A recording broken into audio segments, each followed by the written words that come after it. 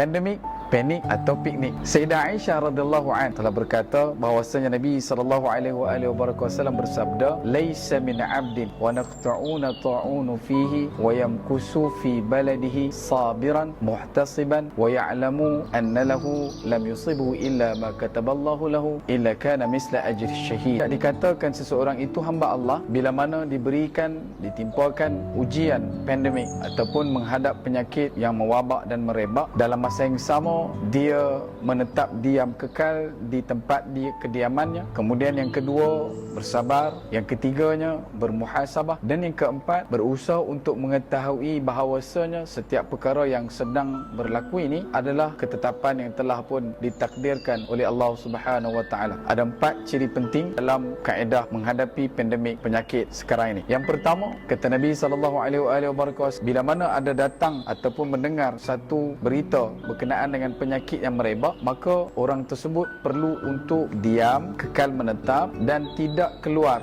daripada kawasan rumahnya, stay at home. Dan bila sebut berkenaan perkara ini, di tempat yang ada penyakit tersebut tidak dibenarkan masuk dan tempat yang ada penyakit tidak dibenarkan keluar. Yang kedua, disebutkan berkenaan dengan sabiran. Ulama menafsirkan berkenaan dengan sabiran pada hadis ini berada pada 2 kondisi. Yang pertama, sabar dalam memahami ketentuan daripada Allah, dan yang kedua, sabar dalam berikhtiar. Bila mana seseorang itu sabar dalam memahami ujian ini bahawasanya datang dari Allah dan mengucapkan kalimah inna lillahi wa inna ilaihi raji'un, maka dia adalah orang yang sebenarnya sedang meraih sabar. Yang kedua, sabar dalam berikhtiar adalah bahawasanya bila seseorang itu ditimpa ujian dan dia bersabar dalam berikhtiar mencari jalan keluar. Antaranya contoh ketika mana berlakunya wabak taun yang merebak di Syam di zaman pemerintahan Sayyidina Umar Al-Khattab radhiyallahu anhu. Nabi sallallahu alaihi wasallam bersabda, telah datang kepada aku Jibril alaihissalam memberitakan tentang penyakit huma, demam panas yang merebak dan mampu menyebabkan kematian, dan penyakit taun yang juga mampu untuk merebak dan menyebabkan kematian berskala besar. Daripada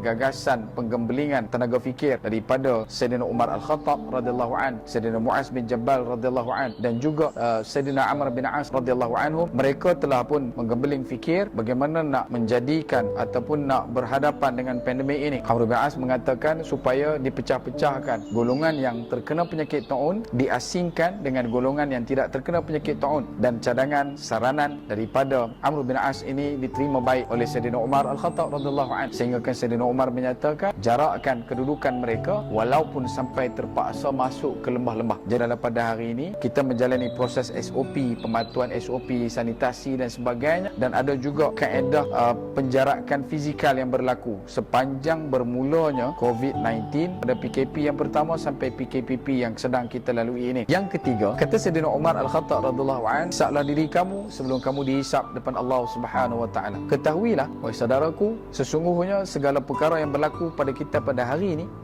segala ujian yang menimpa kita pada hari ini juga mempunyai saham input daripada kita sendiri.